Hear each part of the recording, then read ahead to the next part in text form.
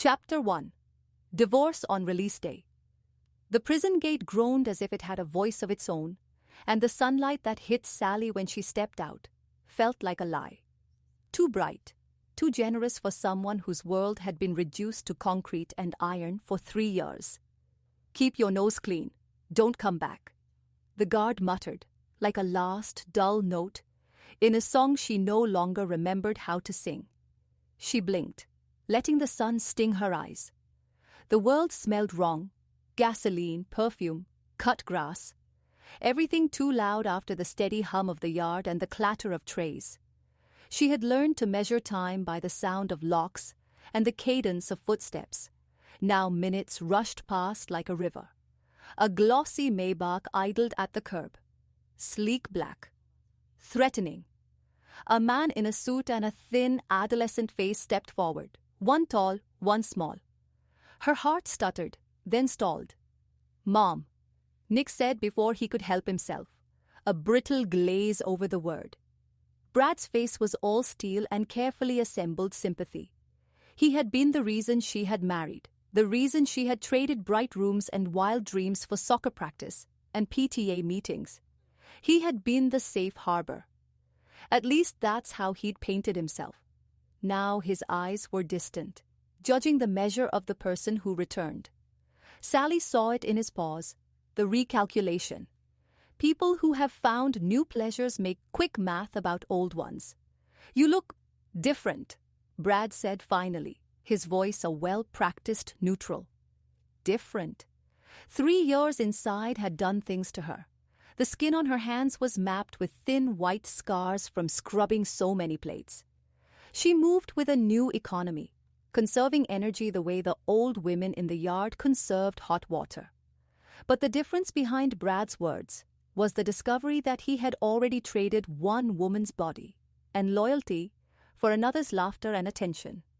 "You mean frail," Sally answered, because if she couldn't be gentle, she would be sharp.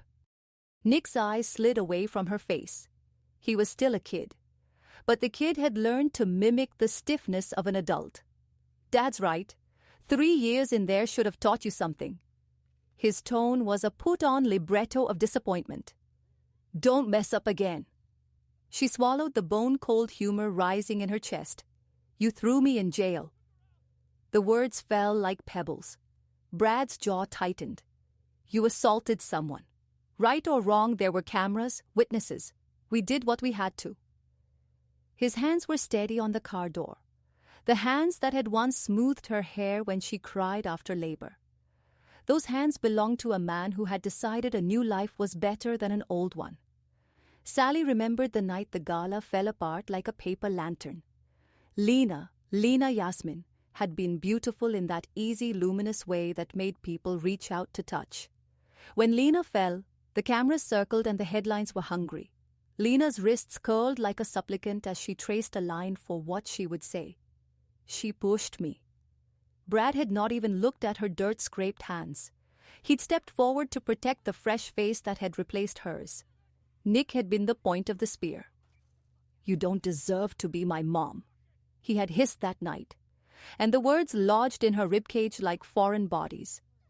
3 years in a cell teach you a new alphabet of endurance. They taught Sally that rage could be catalogued and kept for later. Not wasted on petty fantasies, but stored, carefully layered, like herbs drying in a jar. One day they'd be potent enough. But first, survival. Chapter 2. The Yard, New Prison, is full of small economies. Cigarettes, favors, borrowed hair ties. It is measured out in the gestures people make toward each other. Who backs you up at the chow line? Who shares their blanket on a cold night? For Sally, whose hands had once tended bruises with salves and small rituals of care, the yard was another clinic. She learned quickly to keep to herself, to sleep with one eye open, to laugh when the wrong joke landed, and to bite the retort when it rose. Women with nicknames like Angel and Moses taught her the rope. The first week she was shoved by an older inmate, boot leather and a curse. The second week, she learned to stand firm and hold another woman's gaze. By month 3, the same woman that had shoved her was now a kind of ally. prison makes strange politics. On the inside, Sally returned to the one thing that had been hers before motherhood and home: healing. Before marriage, she had apprenticed with an old woman who used herbs and prayer. And in the winters, her grandmother had taught her to stitch wounds and make broths that tasted of wild thyme and sunrise. In the clatter of institutional food and shampoo shortages, a pot of steeped chamomile became a small festival. Her fellow inmates, skittish, hardened, tender in ways society never asked them to be, came to her after lockup with bruises no one else noticed, with restless children on the other end of a collect call. She learned to make salves in the common room with whatever butter and oil she could barter. She learned to make a small private rite of washing hair, of tracing words over foreheads, of listening until people sobbed quietly into their palms. It was not redemption. It was instead an apprenticeship in owning a self that did not need approval from the man who left flowers on someone else's birthday. In these years, a rumor wound through the yards and wings. Sally Zale could take mud and make it clean again. She was not called healer by the guards. That was a dangerous kind of title. But in the tight hours before lights out, inmates who were afraid to speak let her touch them, and she let them tell her the story of the woman who had landed her in the concrete box and the man who had watched. Lena's name came up in the hushed stories, always like a sting, a vivid, bright thing. Pretty as a poster, someone said, and everyone laughed. Married the wrong man. The details were slurred, but the context was consistent. Lena fit perfectly into the glossy side of Brad's life. She was the reward of his secrets. Sally did not spend her time plotting revenge like a novel heroine. She sharpened papers into needles for cross-stitch, learned the legal forms one inmate read aloud during pillow talk, and listened for names at the visiting room table when men came to see their wives. If revenge is a science, she wanted the data. The yard also offered another quieter thing that changed her: the art of observation. She learned to notice habits, the way a guard tapped his foot in patterns, the way a lawyer's visiting suit always betrayed him for lunch. She collected details like seeds. Then one winter before her release, a woman arrived with trouble heavy on her shoulders and a phone number written on a napkin. "My daughter's got a friend at a law firm," she whispered. "They might help pro bono if your record is clean." The woman had a laugh like a match being struck. In prison, favors are a currency, but sometimes favors are also karma's ledger. Sally kept the napkin. Chapter 3. Release and the New Equation. Being free does not erase the shape of imprisonment. There was a pale hollowness under the bright day when Brad and Nick spoke like prosecutors and offered her a ride home as if it were charity. "Lena's waiting," Brad said, not even looking at her as he threw the word like a strip of tape over an old wound. She climbed into the car. The leather smelled like sterilized money. Inside the Maybach, her stomach did strange cartwheels. Freedom, she realized, had a strict price. The hand they offered was the same that pointed the finger. At home, the house had not changed in her absence. It was too clean, too arranged. The way people arrange their lives when they want them to match a photograph. Family photographs, curated, in frames. Schedules on the refrigerator. Nick's soccer trophies gleaming in uneven light. Brad's tone assassinated small kindnesses. "We're giving you one chance. There are conditions." He slid a paper across the table. A conditional release agreement that read like a second incarceration. Counseling, community service, no contact with the victim. A probation officer's name. Sally signed because signatures were cheap, and the alternative was the same concrete she'd left. That night, Nick slept in the bed that had once been hers before infancy claimed it for sleeplessness and burps, and she lay awake on a couch with springs that felt like accusations. "You can stay for now," Brad said, "but Lena's part of this family now." The words were not an announcement. They were the cement of a new architecture. Sally laughed aloud then, not a pleasant sound. A raw, small thing that startled the cat. It was at once disbelief and recognition. She had offered everything and only received the glass of an excellent life that belonged to someone else. The hollow she felt was no longer merely displacement. It was an accusation that traveled in a quiet voice. Chapter 4. The plan that wasn't called revenge yet. Revenge is often depicted as dramatic. A twisting reveal, a slammed door, a handcuff. Real life is more patient. It favors subtlety. Sally began with the small things. She did not scream. She kept her voice flat in conversation with Brad. But she watched. She learned the rhythm of his business trips, the charities he spoke to, the dinner lists that arrived in cursive on printed paper.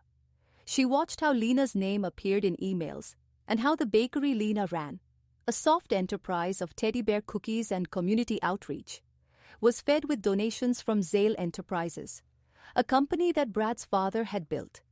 Sally returned to what she knew best, restoring. She began volunteering at the small community clinic 2 blocks from her house, on days Brad claimed were bored days. She made broths and tinctures, and because the town remembered her once bright name, people started to come. The women who once crossed the street to avoid her now hesitated, then introduced their children. A teacher whose kid had trouble falling asleep asked for a remedy. Sally gave a tea and the child slept. The teacher told a friend, the friend told another. News, slow and human, travels. People begin to stitch reputations out of small acts. Simultaneously, Sally found the scrap of a lead she'd tucked inside her palm, the winter she was inside. A phone number for a junior legal aid who'd done pro bono work before. She called using the library's untraceable line and asked a single question. What does one do to get a conviction overturned when the evidence might have been manipulated? The law is a maze of doors and small windows. A junior lawyer named Priya listened, then said, "Bring me records, bring me names, bring me any footage they used." Sally had nothing, yet. But she had memory and a talent for listening. She started asking for permission slips from the gala. Permission slips that included vendor lists, contracts, security footage logs. Small asks. A woman does not arouse suspicion by enrolling in the gala committee as a volunteer. So she did it. She offered to run the tea tent for free, giving her access to the event's backstage rhythm. At the gala, behind the chandeliers and the wine, people say more than they think. Sally listened. Vendors trade gossip for pastries. A sound technician complained about a stage rig that had been tampered with weeks earlier. It was loose, then tightened, he muttered once, a cigarette glowing in the dark. I put the logs in the system. Records are stubborn things. They persist longer than friendships do. Sally did not celebrate. She folded the note into her pocket and walked through the night. Revenge, if it came, would be more like frost, slow, invisible, and more effective, because it did not announce itself. Chapter 5. Small revelations over months. Small revelations collected like pebbles in a jar. The sound technician produced a log. The gala's backstage camera had been offline for a 30-minute window. Lena had been seen near the stage calling someone. A vendor remembered a temp who'd been paid cash to adjust the rig. She wrote his name on the back of a napkin. Priya, the young lawyer, did more than listen. She knocked. She found a former intern from Zale Enterprises who remembered a pattern of replacements when a charity set piece needed to be freshened. They prefer vendors who don't ask questions, the intern said. Vendors who worked with Brad's firm got contracts. Those who asked did not. Sally's life became a double life of its own. Daytime tea at the clinic, evenings with Priya and documents that smelled like ink and tobacco. She learned how to read corporate ledgers in a patient, methodical way. She learned the names of trustees and shell companies, and the little slips of paperwork that betrays tax sheltering. She thought less of revenge and more of reality. She wanted a life where her children, where anyone, could not dismiss her as expendable. She was not trying to ruin Brad for the pleasure of cruelty. She wanted to dismantle the structure that allowed a man to be both kind in public and cruel in private. Chapter 6. The First Crack. The first public crack was quiet. Priya submitted a request. Release of the gala footage from the night Lena fell. The company balked. The legal department fumbled. But a journalist from the local paper, a woman who had once bought Sally's herbal tea and liked her quiet voice, started to sniff. She asked questions about the vendor lists and the time the stage went dark. She asked about the makeup of the board and the shadow companies. Brad noticed the questions. So did Lena. They spoke in low voices at board meetings, but the community had its own appetite. Charity donors, previously content to be seen, began to ask for clarity. The bakery that Lena had opened with money from the sales had to provide receipts. Small donors wanted transparency. The watchdogs of philanthropic giving are often old women in church basements who demand to know where the cookies go. Human fine-grain oversight exposed more than gossip. The press piece did not knell doom. It merely asked why, and that was enough. Brad's defensive call to a major donor sounded arrogant. Lena's face, once luminous, was now adjusted to a hardness. People notice when toast becomes bland. When the gala footage finally surfaced, not dramatic, not cinematic, it showed a man in a hoodie fiddling with the stage rig. The camera angle was crooked. Lena was on the stage, then off. The footage did not magically prove innocence. It raised doubt. Public doubt is a living thing. It erodes a man's image. Donations slowed. A trustee called about misallocated funds. A small audit began. Chapter 7. The public moment, climax setup. Sally did not scream in headlines. She did not march into Brad's office with a microphone. Her catharsis was quieter. A small hearing where the gala committee apologized for hasty conclusions, where a trustee admitted to cursory checks, where a vendor confessed that he'd been paid to handle the rig. Brad watched from behind his lawyer's shoulders as donations dwindled, and as Lena's bakery closed one line of credit after another. He tried to smile for the camera. Men who have lost their reflection in the world of philanthropy find each smile costs them a small private thing. On the doorstep of public humiliation, Brad called Sally in, offering help and forgiveness, as if they were interchangeable. He spoke of family, of a future that included Lena as a stepmother.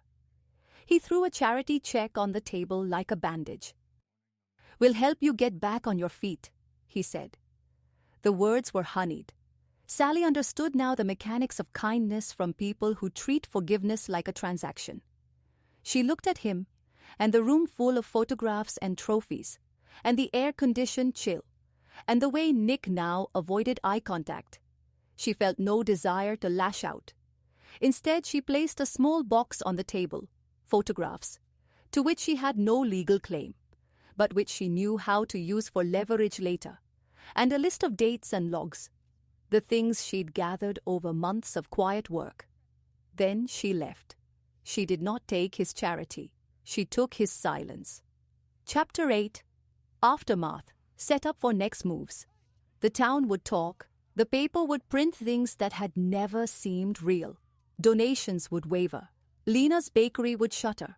Brad's company would undertake a public relations campaign. In the margins, people would speculate about Sally. The woman who had been inside and had come back changed. Some would call her vengeful, some would call her righteous. The world likes labels easier than complexities. Sally's revenge, if it could be called revenge, was not a moment of violent unmasking, but a long, patient rearrangement of truth. She had rebuilt a name in the community, found allies in unexpected places, and exposed the small rot that allowed two gleaming faces to look right, while their foundation crumbled. At night she still walked alone to clear the kettle and put the salves on the shelf. Some parts of her would always ache. The loss of a son's embrace, the memory of that rich man's hands. She had not gained everything. She had not erased her scars. But what she had gained was autonomy, the ability to answer to herself, and not to the ledger of someone else's life. In the weeks to come, Nick would find himself uncomfortable at school, as classmates' parents muttered about the Zales. Brad would attempt a rescue, a gala to salvage reputation, and Sally would come quietly, serving chamomile and watching the room. She would not scream. She would not beg. Instead, she would let the slow work do its part, and somewhere inside, by a narrow window, a new seed would take root. Forgiveness, not because they deserved it, but because it was the only fertilizer she would give to the life she still wanted to grow.